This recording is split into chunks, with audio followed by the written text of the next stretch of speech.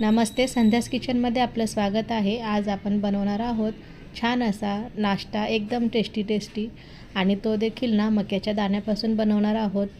अगदी टिफिनला देखील नेऊ शकता किंवा नाश्त्यासाठी म्हणून देखील तो बनवू शकता। खूपच अप्रतिम चवीचा आहे, बनवायला देखील तितकाच सोपा आहे, पटकन झटपट होणारी आहे, सकाळच्या घाईमध्ये पटकन बनवून तयार देखील होते।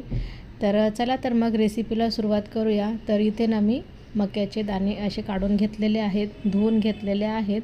तर आता ना याला मिक्सरच्या भांड्यामध्ये घालणार आहे, ते वाटून घेणार आहे।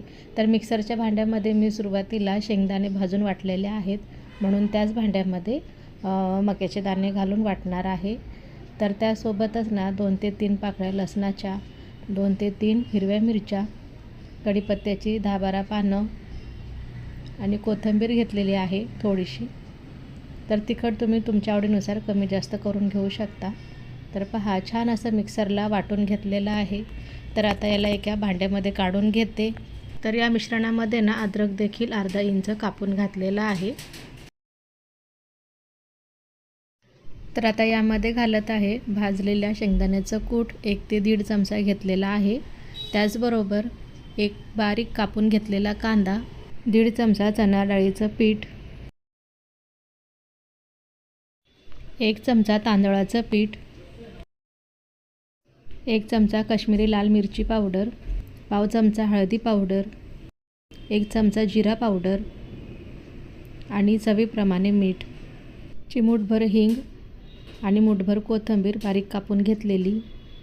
तुम्ही यामध्ये आणखीन आवडीप्रमाणे पालकची भाजी बारीक कापून घातली किंवा वाटण करून घातली तरी देखील छान तयार होतं। आणि कसुरी मेथी घाला, तीळ घाला, खूपच छान आणि सुंदर दिसायलाही छान वाटतात। तर पहा, अशा पद्धतीने ना मी आधी छान मिश्रण तयार करून घेतलेलं आहे। आणि आता यामध्ये ना पाणी घालणार आहे। रव्याचे डोसे बनवण्यासाठी बॅटर तयार करतो त्याच पद्धतीने हे बॅटर देखील तयार करून घ्यायचं आहे। तर या मिश्रणामध्ये ना मी रवा घातलेला आहे 1 ते 1.5 चमचा। लाईटीचा प्रॉब्लेम असल्यामुळे तुम्हाला व्हिडिओ दाखवता आला नाही। तर पहा, छान असं पाणी घालून बॅटर तयार करून घेतलेलं आहे। तर आता याला ना 10 मिनिटासाठी असंच ठेवून देणार आहे। तर 10 मिनिटाच्या नंतर पहा, छान असं बॅटर तयार झालेलं आहे। तर आता नाही, तर या बॅटरचा आपण चिला बनवणार आहोत, जसं की बेसन चिला बनवतो, बेसनचा पोळा, त्याच पद्धतीने मक्याचा देखील बनवून घेणार आहोत। तर पहा, पॅन ठेवलेला आहे मी गॅसवर आणि थोडासा बटर लावून घेत आहे। तवा आधी छान गरम करून घेतलेला आहे आणि नंतर ना कमी गॅसवर ठेवलेला आहे मिश्रण घालण्यासाठी।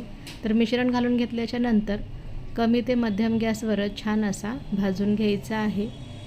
सुरुवातीलाच बटर लावून घेतलेलं होतं, म्हणून मी काही बाजूनी त्याला तेल सोडणार नाही। तुम्हाला जर आवश्यक वाटत असेल तर बाजूनी कडेनी त्याच्यात तेल सोडलात तरी देखील चालेल।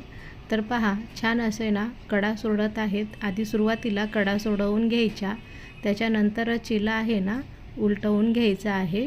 तर खूप सुंदर असा तयार होतो, अगदी चिटकत नाही किंवा चवीला देखील ना अप्रतिम असा लागतो।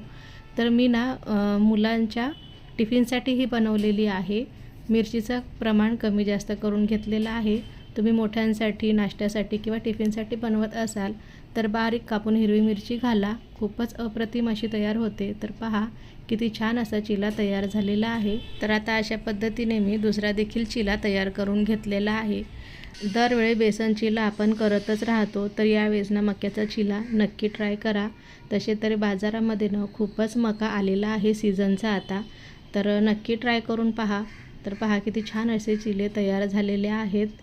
तर हे चिले आहेत ना दिसायला देखील किती सुंदर दिसत आहेत, बनवायला देखील तेवढे सोपे आहेत आणि चवीला तर ना अप्रतिमच आहेत।